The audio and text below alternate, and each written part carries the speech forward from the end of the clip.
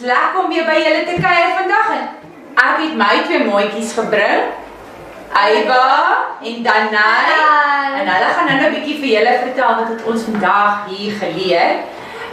So Aiba, Ja, vertel 'n bietjie vir my, wat is daar in jou hand?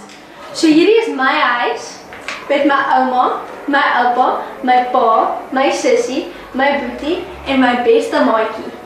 En ons het 'n vers geleer van Josua 24 vers 15 wat sê: Ek en my huis sal ons die Here dien. Oh wow, wat 'n mooi vers is dit. Ek en my huis, ons sal die Here dien. O, ek like dit. Danai, wat het julle gemaak? Ek het 'n handjie gemaak van my familie op.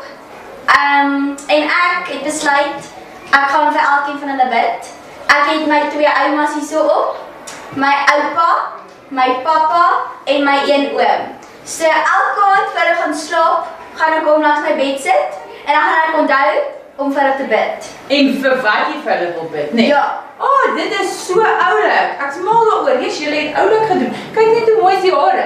So maats, ons het vandag geleer dat ons vir ons families moet bid, né? Net soos wat Aiba gesê het, sy en hierdie is haar huis en sy en haar huis sal die Here dien. Maar ons kan ook bid vir ons oupas en oumas, ons tannies, ooms, ons neefies of niggies wat nie saam met ons in ons huis is nie.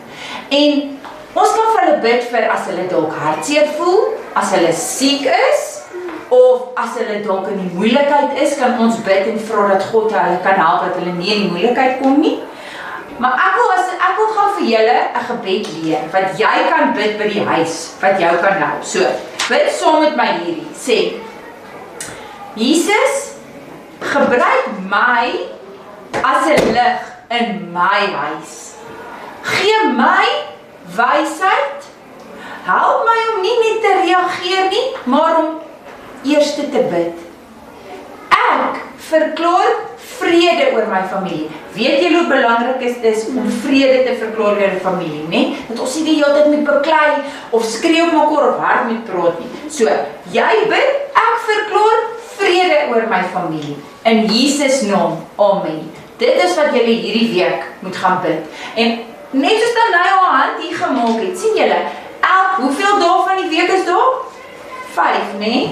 Stel nou nie maandag, Sondag en Saterdag nie, maar jy kan vir Maandag, vir Dinsdag, Woensdag, Donderdag en Vrydag bid jy vir iemand in jou familie. Iemand, of in jou huis, of in jou familie. Dis julle uitdaging, maats. En regtig, maak dit jou oë toe en God gaan vir jou wys vir wie jy moet bid. Ons sien julle volgende week weer. Bye!